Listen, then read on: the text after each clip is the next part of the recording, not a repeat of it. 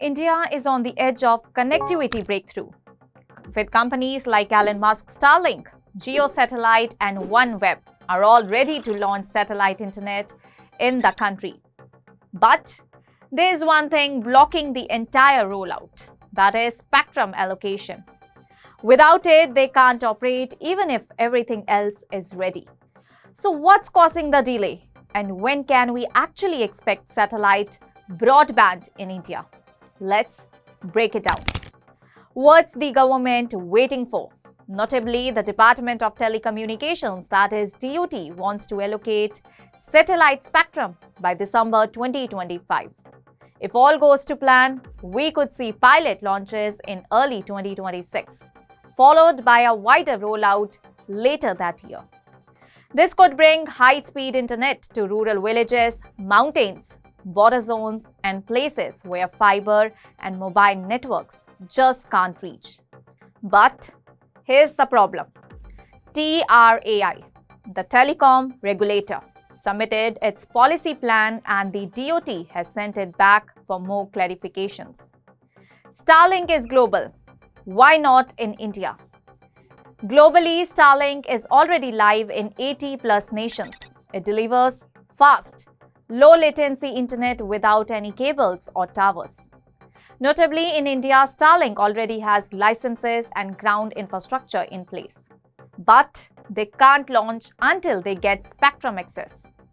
This delay has given time for GeoSatellite and OneWeb, that is, Bharti-backed, to catch up. And the Indian government, it wants innovation but also wants to make sure the market isn't dominated by just one foreign player. What is TRAI's proposal and why it was sent back? Let us know about that. Notably, TRAI recommended that spectrum should be given without auction charging, that is, 4% of adjusted gross revenue, Rs 3,500 per megahertz as a base price, Rs 500 extra per urban subscriber to push rural access. The DoT has questions like how do you define urban versus rural when satellites cover massive areas? What happens when the 5-year spectrum term ends? How do you prevent spectrum hoarding? Basically, the DoT wants more clarity before moving forward. What is the real barrier? What is the device cost? Here's the catch: satellite internet isn't just about satellites. It's about the hardware in people's homes. And right now, those user terminals like Starlink dishes cost Rs 20,000 to Rs 50,000. That's way too expensive for most rural families. TRAI suggested using the Digital Bharat Nidhi, that is formerly USOF, to subsidize these devices. The government agrees in principle but wants a clear plan. Who qualifies? How much will be covered? And how do we prevent misuse? What this means for you? What this means for all of us? If you live in a city, you are probably not the target audience, at least for now. Satellite internet is meant for places where mobile towers and fiber can't reach.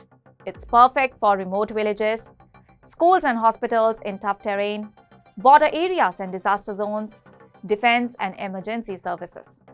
But the cost is still high.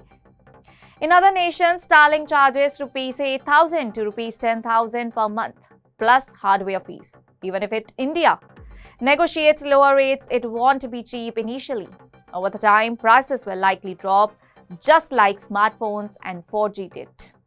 What's the next step? Notably, once TRAI submits clarifications, the DoT will draft a final policy.